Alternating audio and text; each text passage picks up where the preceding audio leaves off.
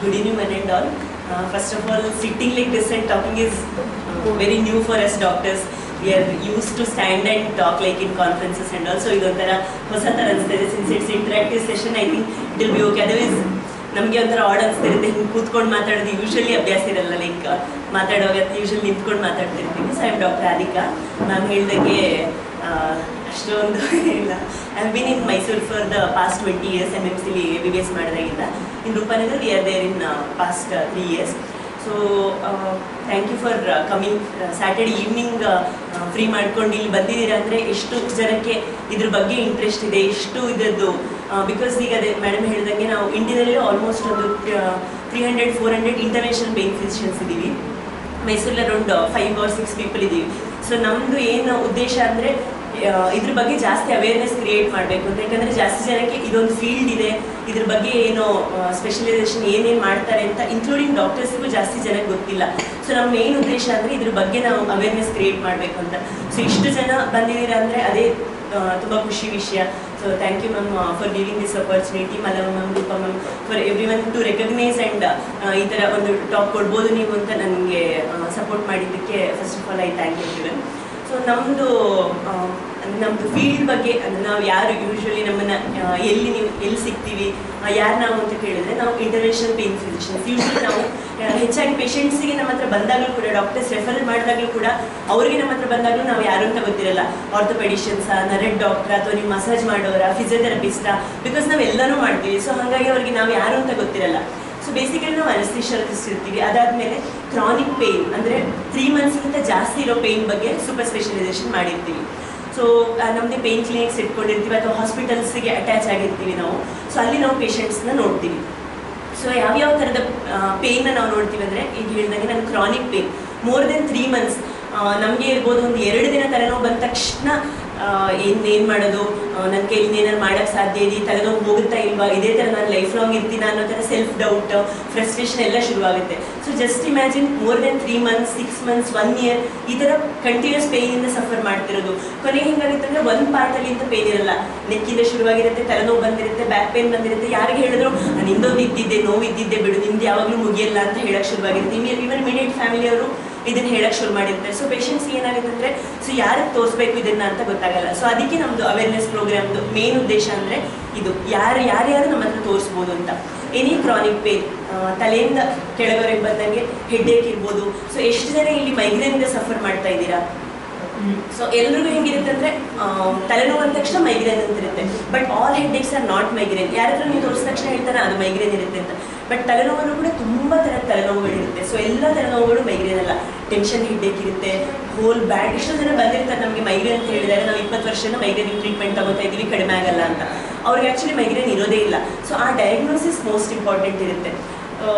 Tension headache ಅಂತ ಹೇಳ್ತೀವಿ. ಇವನ್ ತುಂಬ ಟೈಮ್ ನಾವು ಲಾಂಗ್ ಸ್ಟ್ಯಾಂಡಿಂಗ್ ಮೊಬೈಲ್ ನೋಡೋದ್ರಿಂದ ಅಥವಾ ತುಂಬ ಟೈಮ್ TV ನೋಡೋದ್ರಿಂದ ನೆಕ್ ಮಸಲ್ಸ್ ಸ್ಟ್ರೈನ್ ಆಗಿ ಕೂಡ ತಲೆನೋವು ಬರುತ್ತೆ. ಸೊ ಎಲ್ಲ ತಲೆನೋವುಗಳು ಮೈಗ್ರೇನ್ ಅಲ್ಲ. ಸೊ ಈ ಥರ ಎಲ್ಲ ಅಂದರೆ ತಲೆನೋವು ಇರ್ಬೋದು ಅಥವಾ ನೆಕ್ ಪೇಯ್ನ್ ಇರ್ಬೋದು, ಶೋಲ್ಡರ್ ಪೇಯ್ನ್. ಎಷ್ಟು ಜನಕ್ಕೆ ಶೋಲ್ಡರ್ ಮೂವ್ಮೆಂಟ್ ಮಾಡೋಕ್ಕಾಗಲ್ಲ, ಸರಿಯಾಗ್ಬೋದು. ಯಾರಿಗಾರು 1-2 ಜನಕ್ಕೆ ತೋರಿಸಿದ ತಕ್ಷಣ ಏನಿಲ್ಲ, ನನಗೂ ಈ ಥರ ಆಗಿತ್ತು, ಸರಿ ಹೋಗುತ್ತೆ ಅಂತ ಹೇಳ್ತಾರೆ. ಸೊ ಅದೇ ಥರ ಶೋಲ್ಡರ್ ಪೇಯ್ನ್ ಇರ್ಬೋದು, back pain, sciatica. Even back ಪೇಯ್ನಲ್ಲೂ ಅಷ್ಟೇ, ಎಲ್ರಿಗೂ ಗೊತ್ತಿರೋದು ಅಂದರೆ ಒಂದು ಸಯಾಟಿಕಾ ಒಂದು ಗೊತ್ತಿರುತ್ತೆ ಅಷ್ಟೇ. ಬ್ಯಾಕ್ ಪೇಯ್ನಲ್ಲೂ ಕೂಡ ತುಂಬ ಥರದ ಬ್ಯಾಕ್ ಪೇಯ್ನ್ ಇರುತ್ತೆ. ಸೊ ಅದನ್ನೇ ಎಲ್ಲರೂ ಸಯಾಟಿಕ್ ಟ್ರೀಟ್ಮೆಂಟ್ ತೊಗೊಂಡಿದ್ದೀನಿ ನಾನು. ಎಷ್ಟು ವರ್ಷದಿಂದ ನಾನು ತುಂಬ ಜನ ತಗೋತಿರ್ತಾರೆ. ನಾನು ಪ್ರಿಗೆಪ್ಟ ಅದನ್ನು ಕೊಟ್ಟಿದ್ದಾರೆ, ನಾನು ಸುಮಾರು ವರ್ಷ ತಗೊಳ್ತಿರ್ತಾರೆ ಅಂತ ಎಷ್ಟೋ ಜನ ಪೇಷಂಟ್ಸ್ ಹೇಳ್ತಾರೆ. ಬಟ್ ಆ ಕಾಸೇ ಅದು ಇಲ್ಲದೇ ಇದ್ದಿದ್ರೆ, ಸೊ ನಿಮ್ಗೆ ಸಯಾಟಿಕನೇ ಇಲ್ಲದೇ ಇದ್ದರೆ ಅದು ಟ್ರೀಟ್ ಆಗೋ ಚಾನ್ಸಸ್ಸೇ ಇರಲ್ಲ. ತುಂಬ ಮಸಲ್ ಪೇಯ್ನ್ಸ್ ಇರುತ್ತೆ. ಸೊ ನರ್ವ್ ಬಿಟ್ಟು ಬೇರೆ ಇನ್ನೂ ತುಂಬ ಪೇಯ್ನ್ಸ್ ಇರುತ್ತೆ. Back pain causes, butter pains ಇರ್ಬೋದು. ಈವನ್ ನೀ ಪೇಯ್ನ್ಗಳು, ನೀ ಆಸ್ಟಿಯೋಆರ್ಥ್ರೈಟಿಸ್ ತುಂಬ ಕಾಮನ್. ಅಬೋವ್ 50 years ಫಿಮೇಲ್ಸಲ್ಲಿ ಇರ್ಬೋದು ಅಥವಾ ಮೇಲ್ಸಲ್ಲೂ ಕೂಡ ಅಬೋವ್ 60 years ಮಂಡಿ ಸವಕಳಿ ಅಂತ ಹೇಳ್ತೀವಿ, ನೀ ಆಸ್ಟಿಯೋಆರ್ಥ್ರೈಟಿಸ್ ತುಂಬ ಕಾಮನ್ ಇರುತ್ತೆ. ಜನಕ್ಕೆ ಹೆಂಗಾಗಿರುತ್ತೆ ಅಂದರೆ, ಒಂದು ನಮ್ಮ ಹತ್ರ ಬರೋರು ಕೇಳ್ತೀವಿ ಎಷ್ಟು ವರ್ಷದಿಂದ, ಒಂದು 10-15 ವರ್ಷದಿಂದ. 10-15 ವರ್ಷದಿಂದ ಯಾಕೆ ತೋರಿಸಿಲ್ಲ ಅಂದರೆ, ಹಂಗೆ ತೋರಿಸ್ತಾನೆ ಇರ್ತೀನಿ. ಸೊ ಏನಾಗಿರುತ್ತೆ ಅಂದರೆ, ಅದಕ್ಕೆ ಟ್ರೀಟ್ಮೆಂಟ್ ಇದೆ ಅಂತಲೇ ಗೊತ್ತಿರಲ್ಲ. ಬಟ್ ಏನಿರುತ್ತೆ ಅಂದರೆ, ಇಲ್ಲ ಸರ್ಜರಿ ಮಾಡಬೇಕು ಅಂತ ಹೇಳಿದ್ದಾರೆ. ಸೊ ಫಸ್ಟಿಗೆ ಮೈಂಡಿಗೆ ತೆಗೆದ್ಬಿಟ್ಟಿರ್ತಾರೆ, ಸರ್ಜರಿ ಅಂತೂ ನಾನು ಮಾಡಿಸ್ಕೊಡಲ್ಲ, ಟ್ಯಾಬ್ಲೆಟ್ಸ್ ಪೇನ್ ಕಿಲ್ಲರ್ಸ್ ತಗೊಳ್ಳೋದು, ಅದು ಸ್ವಲ್ಪ ಟೈಮ್ ಕಮ್ಮಿ ಆಗುತ್ತೆ, ಆಮೇಲೆ ವಾಪಸ್ ಬರುತ್ತೆ. ಸೊ ಆ ಥರ ಕಂಟಿನ್ಯೂ ಆಗ್ತಾನೆ ಇರುತ್ತೆ. ಸೊ ಈ ಥರ ನೀ ಆಸ್ಟಿಯೋಆರ್ಥ್ರೈಟಿಸ್ಗಳಿರ್ಬೋದು, ಹಿಪ್ ಆಸ್ಟಿಯೋಆರ್ಥ್ರೈಟಿಸ್ಗಳು, ಅಥವಾ ಈವನ್ ಸ್ಪೋರ್ಟ್ಸ್ ಇಂಜುರೀಸ್ಗಳು, ಲಿಗಮೆಂಟ್ ಇಂಜುರೀಸ್ಗಳು, ಪ್ಲಾಂಟರ್ ಫೇಶಿಯೈಟಿಸ್ ಅರ್ಲಿ ಮಾರ್ನಿಂಗ್ ತುಂಬ ಜನಕ್ಕೆ ಇರುತ್ತೆ. ಬೆಳಿಗ್ಗೆ ಎದ್ದ ತಕ್ಷಣ ಫಸ್ಟ್ ಹೆಜ್ಜೆ ಇಡಬೇಕಿದ್ರೆ ಕಾಲು ಉರಿ ಬರುತ್ತೆ ಡಾಕ್ಟ್ರೆ, ಎಷ್ಟೊಂದು ಜನ ಬರ್ತಾರೆ, ಏನು ಮಾಡಿದ್ರು ಕಮ್ಮಿ ಆಗಲ್ಲ, ಸ್ವಲ್ಪ ಹೊತ್ತು ನಡೆದ ತಕ್ಷಣ ಸರಿ ಹೋಗುತ್ತೆ. ಬಟ್ ಎಷ್ಟು ದಿನ ಅಂತ ಅದೇ ಥರ ಅರ್ಲಿ ಮಾರ್ನಿಂಗ್ ಎದ್ದ ತಕ್ಷಣ ಆ ಪೇನಲ್ಲಿ ತಡೆಯೋಕ್ಕಾಗುತ್ತೆ. ಈ ಥರದಕ್ಕೆಲ್ಲ ನಮ್ಮಲ್ಲಿ ಟ್ರೀಟ್ಮೆಂಟ್ ಇರುತ್ತೆ. ಸೊ ಆಲ್ ದೀಸ್ ಪೇನ್ಸ್ ಏನಾಗಿರುತ್ತೆ 3 ಸೆಷನ್ಸಲ್ಲಿ ಮುಂಚೆ ಏನಿತ್ತಂದರೆ ಯಾವುದೇ ಪೇನಿಗೆ ಒಂದು ಮೆಡಿಸಿನ್ ಇಲ್ಲ ಸರ್ಜರಿ ಇತ್ತಿತ್ತು.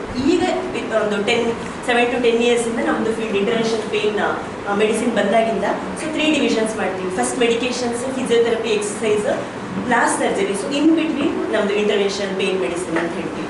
ಸೊ ಇದು ಈಗ ಬಂದಾಗಿಂದ ಏನಾಗಿದೆ ಅಂದರೆ ತುಂಬ ಪೇಷಂಟ್ಸಿಗೆ ಮೈಸೂರಲ್ಲಿ ಇನ್ನೂ ಇದ್ರ ಬಗ್ಗೆ ಅವೇರ್ನೆಸ್ ಜಾಸ್ತಿ ಇಲ್ಲ, ಬಟ್ ಬ್ಯಾಂಗ್ಳೂರು, ಹೈದರಾಬಾದ್ ಈ ಥರದೆಲ್ಲ ಎಕ್ಸ್ಕ್ಲೂಸಿವ್ ಪೇನ್ ಸೆಂಟರ್ಸೇ ಇರುತ್ತೆ. ಸೊ ಡೈರೆಕ್ಟ್ ಪೇಷಂಟ್ಸ್ ವಾಕಿನ್ ಮಾಡ್ತಾರೆ, ಈ ಥರ ನಂಗೆ ಸಮಸ್ಯೆ ಇದೆ ಅಂತ. ಸೊ ಟ್ರೀಟ್ಮೆಂಟ್ ತೊಗೊಂಡು ಹೋಗ್ತಾರೆ. ಸೊ ಅದನ್ನು ಅವೇರ್ನೆಸ್ ಕ್ರಿಯೇಟ್ ಮಾಡಬೇಕು ಅಂತ ಮೇನ್ ನಮ್ಮದು ಉದ್ದೇಶ ಇದ್ದಿದ್ದು. ಸೊ ಅದಕ್ಕೆ ಈ ಪ್ರೋಗ್ರಾಮ್ ಇದ್ದಿದ್ದು. ಸೊ ನಾನು ಹೇಳ್ದಂಗೆ ಯಾವ್ಯಾವ ಕಂಡೀಷನ್ಸಿಗೆ ಅಂತ ಈ ಥರ any pain, chronic pain, especially cancer pain, ನಂದು ಸ್ಪೆಷಲೈಸೇಷನ್ ಅದರಲ್ಲೂ ಮಾಡಿದ್ದೀನಿ ನಾನು, cancer pain. So cancer patients ಏನಾಗಿರುತ್ತೆ, ಎಂಡ್ ಸ್ಟೇಜ್ ಹೋದಾಗೆ ಸಿವಿಯರ್ ಪೇನ್ ಇರುತ್ತೆ. ಸೊ ಎಲ್ಲರಿಗೂ ತೋರಿಸಿರ್ತಾರೆ ಕ್ಯಾನ್ಸರ್ ಇದೆ ಅಲ್ವಾ, ಹೆಂಗಾಗಿರುತ್ತೆ ಅಂದರೆ ಅವ್ರಿಗೂ ಸೈಕಲಾಜಿಕಲಿ ತುಂಬ ಡಿಸ್ಟರ್ಬ್ ಆಗಿರ್ತಾರೆ, ಫ್ಯಾಮಿಲಿಯವ್ರಿಗೂ ಸಾಕಾಗೋಗಿರುತ್ತೆ. ಸೊ ಹೆಂಗಾಗುತ್ತೆ ಅಂದರೆ ಕ್ಯಾನ್ಸರ್ ಇರುತ್ತೆ, ಅಲ್ಲಿ ಇಲ್ಲಿ ನೋವು ಬರ್ತಿರುತ್ತೆ, ತಡ್ಕೋಬೇಕು.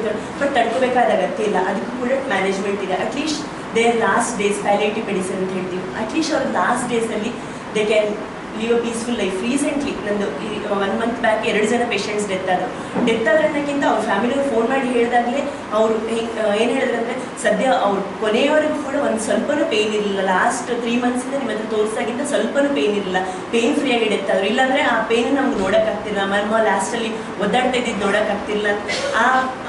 ಆ ಫೀಲಿಂಗ್ ಇದೆಲ್ಲ ಅದು ಫ್ಯಾಮಿಲಿಯವ್ರಿಗೂ ತುಂಬ ಖುಷಿ ಕೊಡುತ್ತೆ, ನಮಗೂ ಖುಷಿ ಕೊಡುತ್ತೆ. ಯಾಕಂದರೆ ಅವ್ರಿಗೂ ನೋಡೋಕ್ಕಾಗ್ತಿರಲ್ಲ, ಎನಿವೇಸ್ ಗೊತ್ತಿರುತ್ತೆ ಓಕೆ ಲಾಸ್ಟ್ ಸ್ಟೇಜಲ್ಲಿದ್ದಾರೆ, ಇನ್ನೂ ಜಾಸ್ತಿ ದಿನ ಇರಲ್ಲ ಅಂತ. ಬಟ್ ಇರೋಷ್ಟು ದಿನ ಆದರೂ ಅವ್ರು ಅಟ್ಲೀಸ್ಟ್ ಖುಷಿಯಾಗಿರಲಿ, ಏನೂ ಪೇಯ್ನ್ ಇಲ್ಲದೆ ಇರಲಿ ಅಂತ ನೋಡೋದಕ್ಕೋಸ್ಕರ ನಮ್ಮದು ಫೀಲ್ಡ್ ಇದೆ. ನಮ್ಮದ್ರೆ ಡಿಫ್ರೆಂಟ್ ಮೆಡಿಕೇಶನ್ಸ್ ಕೊಡ್ತೀವಿ.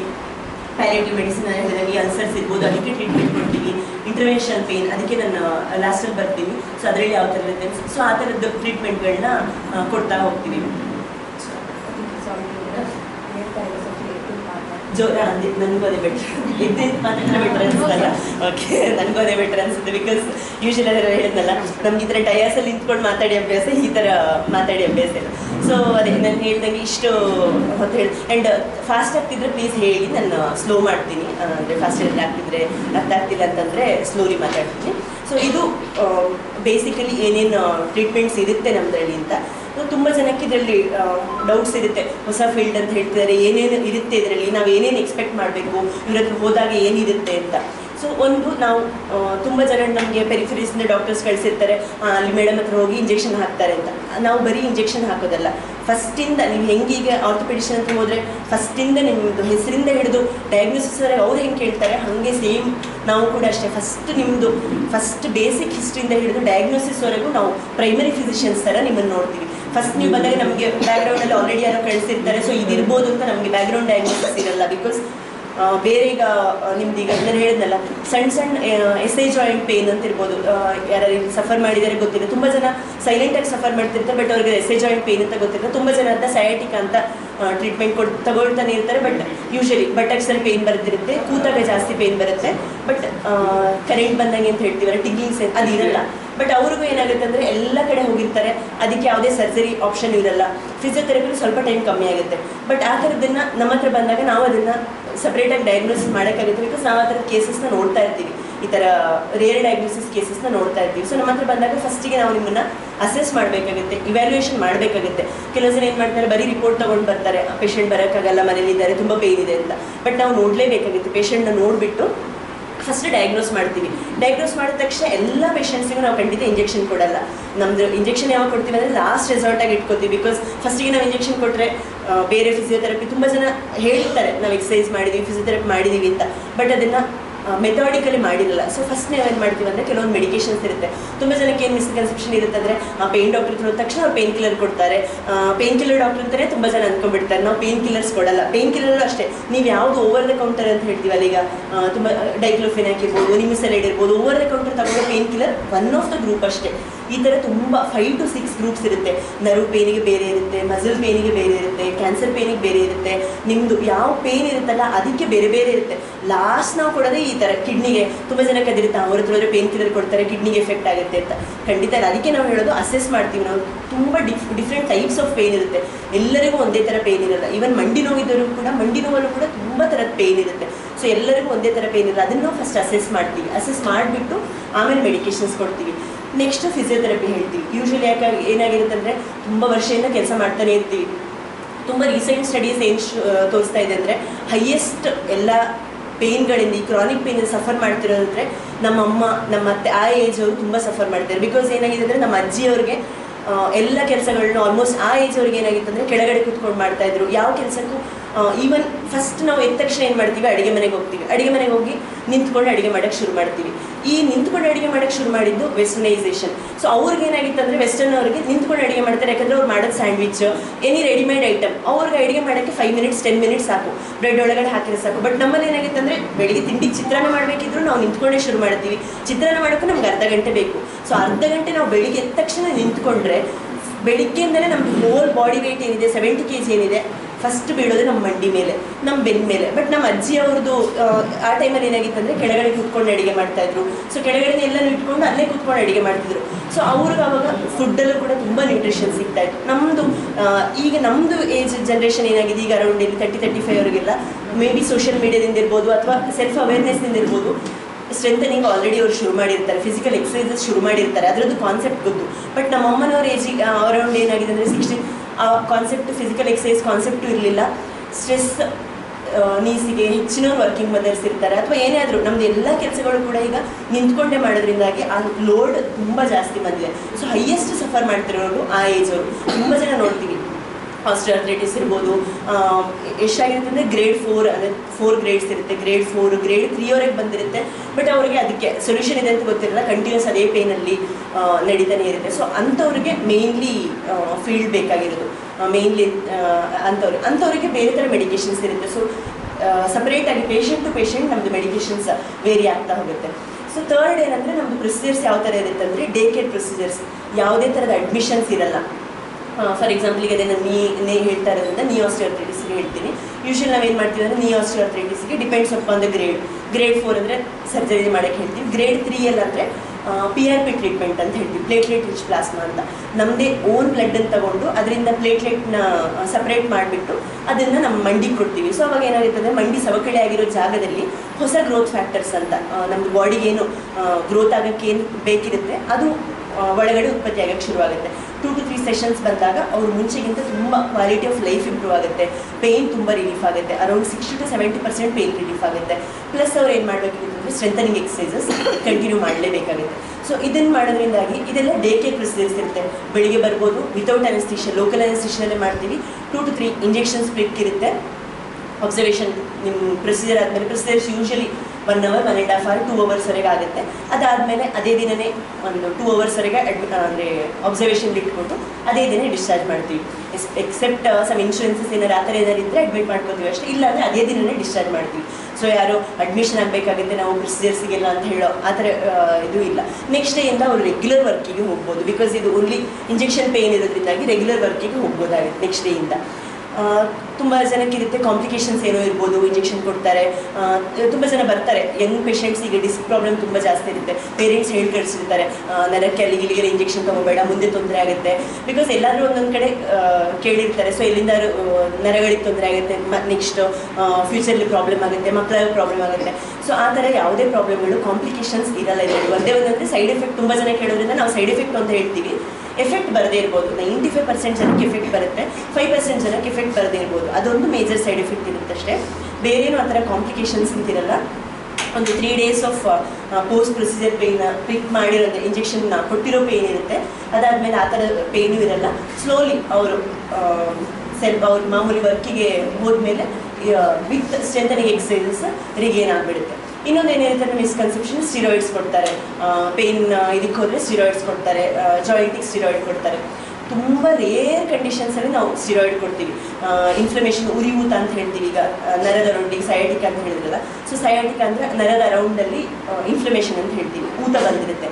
ಅಂಥ ಕಂಡೀಷನ್ಸ್ಗೆ ಸ್ಟಿರಾಯ್ಡ್ ಕೊಡಲೇಬೇಕಾಗುತ್ತೆ. ಆದರೆ ನಾವು ಅದನ್ನು ಕೂಡ ಎಕ್ಸ್ಪ್ಲೈನ್ ಮಾಡಿಬಿಟ್ಟು ಹೇಳ್ತೀವಿ. ಮಂಡಿಗೆ ಖಂಡಿತ ನಾವು ಸ್ಟಿರಾಯ್ಡ್ ಕೊಡಲ್ಲ, ಬಿಕಾಸ್ ಅದರದ್ದು 2 ಸೆಷನ್ಸ್ ಆಫ್ ಸ್ಟಿರಾಯ್ಡ್ ಇಂಜೆಕ್ಷನ್ ತಗೊಂಡ ತಕ್ಷಣ 3rd ಸೆಷನ್ಗೆ ನಿಮ್ಮದು ಜಾಯಿಂಟ್ದು ಏನು ಶಕ್ತಿ ಇರುತ್ತಲ್ಲ ಆ ಶಕ್ತಿನೇ ಕಮ್ಮಿ ಆಗಿರುತ್ತೆ. ಸೊ ಆ ಮಿಸ್ಕನ್ಸೆಪ್ಷನ್ ಕೂಡ ತಲೆಯನ್ನು ತೆಗೆದುಬಿಡಿ, ಸ್ಟಿರಾಯ್ಡ್ ಕೊಡ್ತಾರೆ, ಸ್ಟಿರಾಯ್ಡ್ ಕೊಟ್ಟರೆ ಏನೋ ಪ್ರಾಬ್ಲಮ್ ಆಗುತ್ತೆ. ಓರಲ್ ಸ್ಟಿರಾಯ್ಡ್ ತಗೊಳ್ಳೋಕ್ಕಿಂತ ನಮ್ಗೆ ಅದೇ ಹೇಳಿದ್ನಲ್ಲ, ನಾವು ಬ್ಯಾಕಿಗೆ ಎಪಿಡ್ಯೂರಲ್ ಸ್ಟಿರಾಯ್ಡ್ ಅಂತ ಹೇಳ್ತೀವಿ. ಸೊ ಆ ಥರ ಇಂಜೆಕ್ಷನ್ ಕೊಟ್ಟರೆ ಅದರದ್ದು ಅರೌಂಡ್ ಅಷ್ಟೇ ಕೊಡ್ತೀವಿ, ಅದೇನು ಹೊರಗಡೆ ಬೇರೆ ಈಗ ಇವರು ಬಾಡಿ ಬಿಲ್ಡರ್ಸ್ ತಗೊಳ್ತಾರೆ ಆ ಥರ ಸ್ಟಿರಾಯ್ಡ್ ಇಂಜೆಕ್ಷನ್ಸ್ ಇರಲ್ಲ. ಸೊ ಇದೊಂದು ಕೆಲವೊಂದು ಮಿಸ್ಕನ್ಸೆಪ್ಷನ್ಸ್ ಇರುತ್ತೆ ಜನಕ್ಕೆ. ಆಮೇಲೆ ಇನ್ನೊಂದು ಏನಿರುತ್ತೆ ಅಂದರೆ ಹೊಸ ಫೀಲ್ಡ್ ಅಂತ ತುಂಬ ಕಾಸ್ಟ್ ಇರುತ್ತೆ ಅಂತ, 50-60 ಸಾವಿರ ಇರ್ಬೋದು, ಏನೋ ತುಂಬ ಕಾಸ್ಟ್ಲಿ ಇರ್ಬೋದು ಅಂತ. ಆ ಥರನೂ ಇಲ್ಲ, ಅಫೋರ್ಡೆಬಲ್ ಟ್ರೀಟ್ಮೆಂಟ್ ಇರುತ್ತೆ. ಡಿಪೆಂಡ್ಸ್, ಡಿಫ್ರೆಂಟ್ ಕಂಡೀಷನ್ಸ್ಗೆ ಡಿಫ್ರೆಂಟ್ ಇರುತ್ತೆ, ಡಿಫ್ರೆಂಟ್ ಸೆಷನ್ಸು ಇರುತ್ತೆ. ಸೊ ಆ ಥರ ಏನು ಲಕ್ಷಾನುಗಟ್ಟಲೆ ಸಾವಿರಗಟ್ಟಲೆ ಆ ಥರ ಕಾಸ್ಟ್ಲಿನೂ ಇರಲ್ಲ. ಸೊ ಇದು ನಮ್ಮದು ಫೀಲ್ಡಲ್ಲಿ ಏನೇನಿರುತ್ತೆ ಅಂತ. ಮತ್ತು ಇನ್ನೊಂದು ಏನು ಎಕ್ಸ್ಪೆಕ್ಟ್ ಮಾಡ್ಬೋದು ಪೇಷಂಟ್ಸ್ ಅಂತ ನಾನು ಹೇಳಿದಂಗೆ 3 to 4 days post procedure pain ಇರ್ಬೋದು, ಸ್ವಲ್ಪ ದಿನ ರೆಸ್ಟ್ ತಗೋಬೋದು. ಎಲ್ಲ ಪೇಷಂಟ್ಸಿಗೆ ನಾನು ಫಸ್ಟಿಗೆ ಬಂದ ತಕ್ಷಣ ಅದೇ ಹೇಳ್ತೀನಿ, 50% ನಮ್ಮದು, 50% ನಿಮ್ಮದು ಅಂತ. ಸೊ 50% ಎಲ್ಲರಿಗೂ ಏನಿರುತ್ತೆ ಅಂದರೆ ಇಂಜೆಕ್ಷನ್ ಕೊಟ್ಟಿದ್ದಾರೆ, ಇನ್ನೂ ನಮಗೇನು ಪೇಯ್ನ್ ಬರಬಾರ್ದು, 50% ಅಷ್ಟೇ ಇಂಜೆಕ್ಷನ್ ಕೆಲಸ ಇರುತ್ತೆ, 50% ಪೇಷಂಟ್ ಕೈಯಲ್ಲಿರುತ್ತೆ.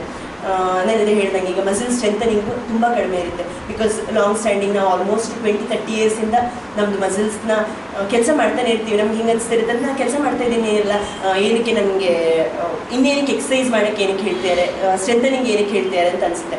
ಬಟ್ ನಾವು ಮಾಡೋ ಕೆಲಸಗಳು ಯಾವ ಮಸಲ್ಸಿಗೂ ಸ್ಟ್ರೆಂಥನಿಂಗ್ ಇಲ್ಲವೇ ಇಲ್ಲ. ಅದಕ್ಕೆ ನಾನು ಒಂದು ಹ್ಯಾಂಡ್ಔಟ್ ಇದೆ, ಅದರಲ್ಲಿ ರೆಗ್ಯುಲರ್ ಒಂದು 6 ಎಕ್ಸಸೈಸಸ್ ರೆಗ್ಯುಲರ್ ನೀವು ಯಾವುದನ್ನು ಮಾಡಲೇಬೇಕು ಅಂತ. ಸೊ ಆ ಎಕ್ಸಸೈಸ್ ನೀವು ಮಾಡೋಕ್ಕೆ ಶುರು ಮಾಡಿದಾಗ ನಿಮಗೆ ಡಿಫ್ರೆನ್ಸ್ ಗೊತ್ತಾಗುತ್ತೆ. ಎಸ್ಪೆಷಲಿ ಈಗ ಡೈಲಿ ಇಲ್ಲಂತೂ ರೂಪನಗರದಲ್ಲಿ ಡೈಲಿ ಯೋಗ ಅಂತ ಮಾಡೇ ಮಾಡ್ತಾರೆ. ಸೊ ಯೋಗ ಮಾಡೋರಿಗೆ ಅವ್ರಿಗೆ ಡಿಫ್ರೆನ್ಸ್ ಗೊತ್ತಿರ್ಬೋದು, ಎಷ್ಟು ಡಿಫ್ರೆನ್ಸ್ ಆಗುತ್ತೆ ಡೈಲಿ ಯೋಗ ಮಾಡೋದ್ರಿಂದ, ಡೈಲಿ ವಾಕಿಂಗ್ ಮಾಡೋದ್ರಿಂದ ಅಂತ ಅವ್ರಿಗೆ ರೆಗ್ಯುಲರ್ ಗೊತ್ತಿರ್ಬೋದು. ಡೈಲಿ ನ್ಯೂಟ್ರಿಷನ್ ರಿಚ್ ಫುಡ್ ತೊಗೊಳೋದ್ರಿಂದ ಅಂತ ಡೈಲಿ ಅದನ್ನು ಮಾಡೋರಿಗೆ ಡಿಫ್ರೆನ್ಸ್ ಗೊತ್ತಿರುತ್ತೆ. ಸೊ ಆ ಥರ ಸ್ಟ್ರೆಂಥನಿಂಗ್ ತುಂಬ ಇಂಪಾರ್ಟೆಂಟ್ ಇರುತ್ತೆ. ಎಲ್ಲದೂ ಕೂಡ ಓನ್ಲಿ ಇಂಜೆಕ್ಷನಿಂದ ಕಡಿಮೆ ಆಗಲ್ಲ, ಮಸಲ್ ಸ್ಟ್ರೆಂಥನಿಂಗ್ ತುಂಬ ಇಂಪಾರ್ಟೆಂಟ್ ಇರುತ್ತೆ. So 50% after care most important. And ಕೆಲವೊಂದು ಕಂಡೀಷನ್ಸಿಗೆ ರಿಪೀಟ್ ಇಂಜೆಕ್ಷನ್ಸ್ ಬೇಕಾಗೋ ಚಾನ್ಸಸ್ ಇರುತ್ತೆ, ಲೈಕ್ ಪ್ರೋನೋಥೆರಪಿ ಅಂತ ಹೇಳ್ತೀವಿ. ಆ ಥರದಕ್ಕೆ ರಿಪೀಟ್ ಇಂಜೆಕ್ಷನ್ಸ್ ಬೇಕಾಗುತ್ತೆ, ಬಿಕಾಸ್ ಇಂಜೆಕ್ಷನ್ ಎಫೆಕ್ಟ್ ಹೋದ್ಮೇಲೆ ಅವ್ರಿಗೆ ವಾಪಸ್ ಪೇಯ್ನ್ ಶುರು ಆಗೋ ಚಾನ್ಸಸ್ ಇರುತ್ತೆ. ಕೆಲವೊಂದು ಇಂಜೆಕ್ಷನ್ 6 months ವರ್ಕ್ ಆಗುತ್ತೆ. ಸೊ ಅದನ್ನು ನಾವು ಪೇಷಂಟ್ಸ್ ಡಿಪೆಂಡ್ಸ್ ಆನ್ ಬೇರೆ ಬೇರೆ ಕಂಡೀಷನ್ಸ್ನ ಬೇರೆ ಬೇರೆ ಇದ್ರ ಮೇಲೆ ಡಿಪೆಂಡ್ ಆಗುತ್ತೆ. ಸೊ ಫಸ್ಟಿಗೆ ಪೇಷಂಟ್ಸ್ಗೆ ಅದನ್ನೇ ಹೇಳ್ತೀವಿ, ಒಂದು ಕೋಟ್ ಇದೆ, your pain has not developed over 1 day, so your treatment will not be over 1 day. So it is A long process. ತುಂಬ ಮಲ್ಟಿಪಲ್ ಸೆಷನ್ಸ್, ತುಂಬ ನಿಮ್ಮದು ಎಫರ್ಟು ತುಂಬ ಬೇಕಾಗುತ್ತೆ. ಪೇಷಂಟ್ಸ್ಗೆ ಏನಾಗುತ್ತೆ ಅಂದರೆ ಒಂದು ವೀಕ್ ಎಲ್ಲರೂ ಮಾಡ್ತಾರೆ, 1 week ಆದಮೇಲೆ ನೆಕ್ಸ್ಟ್ ನೋಡೋಣ, ನೆಕ್ಸ್ಟ್ ಇನ್ನೇನಾದ್ರು ಮಾಡಿದ್ರೆ. ಮೇನ್ ಪ್ರಾಬ್ಲಮ್ ಅದೇ ಆಗುತ್ತೆ ನಮ್ಮ ಹತ್ರನೆಲ್ಲ. ಈಗ ಯಾರ ಹತ್ರನೇ ಹೋದರೂ ಕೂಡ ಪೇಷಂಟ್ಸ್ಗೆ ಏನಾಗುತ್ತೆ ಅಂದರೆ, ಈ ಡಾಕ್ಟ್ರ್ ಹೇಳಿದ್ದಾರೆ ಒಂದು 2-3 ಡೇಸಲ್ಲಿ ಎಫೆಕ್ಟ್ ಬಂದಿಲ್ಲ ಇದ್ರದ್ದು, ಪರವಾಗಿಲ್ಲ, ಇವ್ರದ್ದೇನು ವರ್ಕ್ ಆಗ್ತಿಲ್ಲ, ಅದು ನೆಕ್ಸ್ಟ್ ಇನ್ನೊಂದು ಡಾಕ್ಟ್ರ್ ನೋಡೋಣ, ಅವ್ರು ಯಾರೋ ಹೇಳಿದ್ರು ಇನ್ನೊಂದು ಡಾಕ್ಟ್ರ್ ನೋಡೋಣ. ಸೊ ಅದಲ್ಲ, ಮೋಟಿವೇಶನ್ ಇಸ್ ಮೋರ್ ಇಂಪಾರ್ಟೆಂಟ್. ಅಂದರೆ ಒಬ್ಬರನ್ನೇ ಕನ್ಸಿಸ್ಟೆಂಟ್, ಯಾಕಂದರೆ ಎಲ್ಲ ಟ್ರೀಟ್ಮೆಂಟಿಗೆ ಕೂಡ 1 ದಿನ 2 ದಿನದಲ್ಲಿ ಕ್ಯೂರ್ ಆಗೋಕ್ಕೆ ಚಾನ್ಸೇ ಇಲ್ಲ. ಸೊ ಅದಕ್ಕೆ ಕ್ರಾನಿಕ್ ಟ್ರೀಟ್ಮೆಂಟ್ ಬೇಕೇ ಬೇಕಾಗುತ್ತೆ. ಒಬ್ಬರನ್ನ ಯಾರಿಗಾರು ತೋರಿಸಿದ್ರೆ ಅವ್ರಿಗೆ ಕಂಟಿನ್ಯೂಸ್ ಟ್ರೀಟ್ಮೆಂಟ್ ಬೇಕೇ ಬೇಕಾಗುತ್ತೆ. ಸೊ ಮೋಟಿವೇಶನ್ ಇಸ್ ಲೈಕ್ ದಿನ ಸ್ನಾನ ಮಾಡಲೇಬೇಕು. ಸೊ ದಿನ ಸ್ನಾನ ಮಾಡಿದ್ರೆ ಅದ್ರ ಎಫೆಕ್ಟ್ ದಿನ ಹೋಗುತ್ತೆ. So motivation is also like that, self motivation daily ನಮಗೆ ಬರಲೇಬೇಕು. ಸೊ ಸೆಲ್ಫ್ ಮೋಟಿವೇಶನ್ ಬಂದರೆ ಅವಾಗ ನಮಗೆ ಬೇಗ ಅದರದ್ದು ಕ್ಯೂರ್ಸ್ ಇರುತ್ತೆ. ಸೊ ಇನ್ನು ಒಂದೊಂದು ಕಂಡೀಷನಿಗೆ ನಾನು ಅದೇ, ಬಿಕಾಸ್ ಇಂಟ್ರಾಕ್ಟಿವ್ ಸೆಷನ್ ಇರೋದ್ರಿಂದ ನಾನು ಅಂದ್ಕೊಂಡೆ ಫಸ್ಟಿಗೆ ಒಂದೇ ಸತಿಗೆ ಯಾವ್ಯಾವ ಕಂಡೀಷನಿಗೆ ಏನೇನು ಮಾಡ್ತೀವಿ ಅಂತ ಹೇಳಿದ್ರೆ ಟೂ ಮಚ್ ಆಗ್ಬೋದು ಅಂತ ಅಂದ್ಕೊಂಡು ಐ ಥಾಟ್ ಅದೇ ಕೇಳೋಣ ನಿಮಗೆ ಅಂತ. ಸೊ ಏನಾದರೂ ಒಂದೊಂದು ಕಂಡೀಷನಿಗೆ, ಈಗ ಹೆಡೇಕಿಗೆ ಏನು ಮಾಡ್ತೀವಿ ಆ ಥರ ಅಂದರೆ ಆ ಥರದ್ದು ಹೇಳ್ತಾ ಹೋಗ್ತೀನಿ ನಾನು.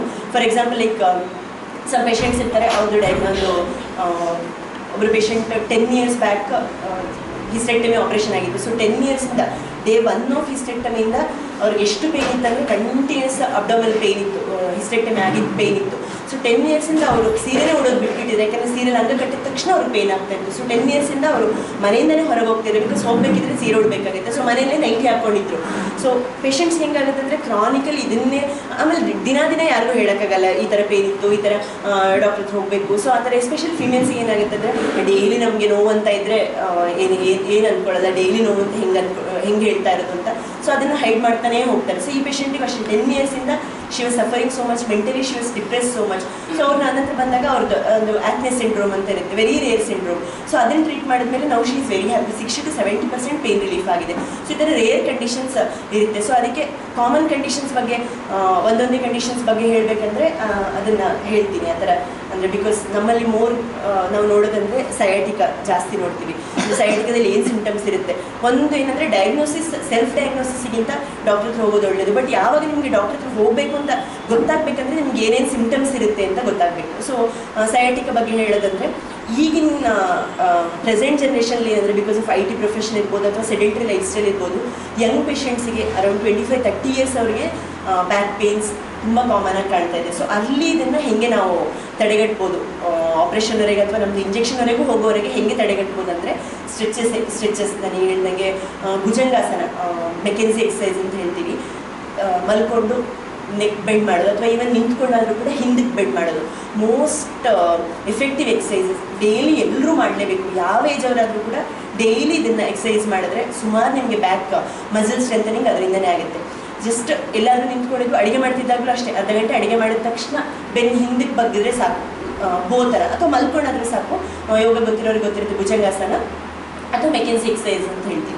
ಜಸ್ಟ್ ಇದನ್ನು ಡೈಲಿ ಇದು ಎಕ್ಸಸೈಸ್ ಮಾಡೋದ್ರಿಂದ ಅಥವಾ ಡೈಲಿ ಬೆಳಿಗ್ಗೆ ಎದ್ದು ಬೆಡ್ಡಿಂದ ಇಳಿಯೋಕ್ಕೆ ಮುಂಚೆನೇ ನೆಕ್ ಸ್ಟ್ರೆಚಸ್ ಮಾಡೋದ್ರಿಂದ, ನೆಕ್ ಎಕ್ಸಸೈಸಸ್, ಸೈಡಿಗೆ ಸ್ಟ್ರೆಚಸ್ ಮಾಡೋದ್ರಿಂದ, ಬ್ಯಾಕಿಗೆ ಎಕ್ಸಸೈಸಸ್ ಮಾಡೋದ್ರಿಂದ, every part of the body, shoulder rotations ಮಾಡೋದ್ರಿಂದ. ಫ್ರೋಝನ್ ಶೋಲ್ಡರ್ ಅಂತ ತುಂಬ ಜನಕ್ಕೆ ಬರುತ್ತೆ, ಎಸ್ಪೆಷಲಿ ಡಯಾಬಿಟಿಕ್ಸಿಗೆ ಅಥವಾ ಪ್ರೀವಿಯಸ್ಲಿ ಯಾವುದಾದ್ರೂ ಇಂಜುರಿ ಆದವರಿಗೆ, ಶೋಲ್ಡರ್ ಇಂಜುರಿ ಆದವರಿಗೆ, ಥೈರಾಯ್ಡ್ ಇದ್ದವರಿಗೆ ಫ್ರೋಝನ್ ಶೋಲ್ಡರ್ ಅಂತ ಬರುತ್ತೆ.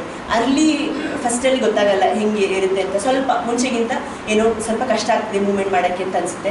ಸ್ಲೋಲಿ ಜಾಸ್ತಿ ಆಗ್ತಾ ಹೋಗುತ್ತೆ, ಕೊನೆಗೆ ಏನಾಗುತ್ತೆ ಅಂದರೆ ಲಿಫ್ಟ್ ಮಾಡೋಕ್ಕಾಗದೇ ಇರೋ ಥರ ಆಗುತ್ತೆ. ಸೊ ಅಂಥವರು ಅಲ್ಲಿ ಯಾವಾಗ ಶುರುವಾಗ್ತಾ ಇದೆ, ಫಸ್ಟಿಗೆ ಅಬ್ಡಕ್ಷನ್ ಈ ಮೂಮೆಂಟಲ್ಲಿ ಎಲ್ಲಿ ಡಿಫಿಕಲ್ಟಿ ನಮಗೆ ಅನಿಸ್ತಾ ಇದೆ ಅಥವಾ ಹಿಂಗೆ ತಿರುಗಿಸೋಕ್ಕೆ ಕಷ್ಟ ಆಗ್ತದೆ ಅಂತ ಅನಿಸಿದಾಗಲೇ ಶೋಲ್ಡರ್ ಸ್ಟ್ರೆಚ್ ಎಕ್ಸಸೈಸ್ ಮಾಡೋದ್ರಿಂದ ತುಂಬ ರಿಲೀಫ್ ಆಗುತ್ತೆ.